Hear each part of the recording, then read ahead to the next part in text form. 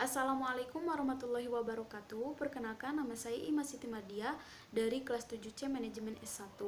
Di sini saya akan memaparkan sedikit mengenai materi dari salah satu manajemen strategi. Manajemen strategi ini yaitu sebagai salah satu usaha manajerial untuk menumbuh kembangkan tujuan perusahaan dalam mengeksploitasi peluang bisnis guna mencapai tujuan perusahaan yang telah ditetapkan dengan misi perusahaan yang telah ditentukan.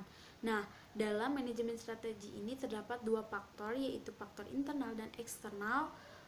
Yang termasuk ke dalam faktor internal ini yaitu untuk mengidentifikasi kekuatan dan kelemahan perusahaan, bahwa perusahaan diharapkan dapat dengan teliti mengidentifikasi dan mengevaluasi seluruh variabel internal karena untuk mengetahui kekuatan dan kelemahannya perusahaan. Nah, identifikasi variabel internal ini dapat dilakukan dengan beberapa cara pendekatan.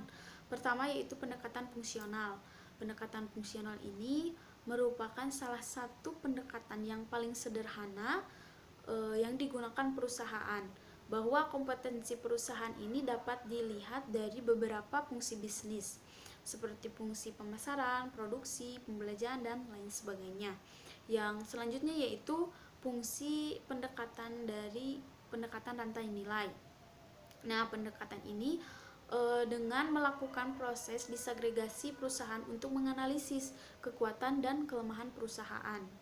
Yang ketiga yaitu pendekatan unit keunggulan pesaing, bahwa perlunya pendekatan baru dalam strategi bisnis ketika dalam bisnis tersebut terjadi turbulensi lingkungan bisnis yang semakin meninggi.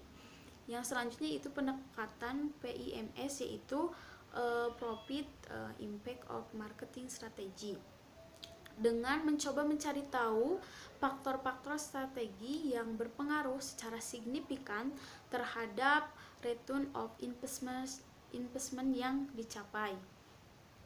Selanjutnya itu ada pendekatan 7S untuk mengetahui profil perusahaan, di mana untuk mengevaluasi 7 variabel tersebut dengan struktur strategi, staff, style, manajemen, sistem dan produksi, skill, dan side of enterprise.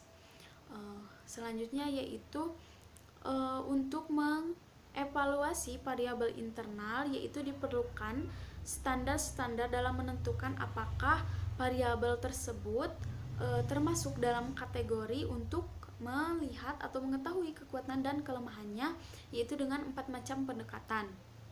Yang pertama yaitu perbandingan dengan kinerja dan kompetensi masa lalu, di mana digunakan sebagai tolak ukur perusahaan dalam melihat atau mengetahui kelemahan dan kekuatan perusahaan. Yang kedua yaitu perbandingan evolusi produk.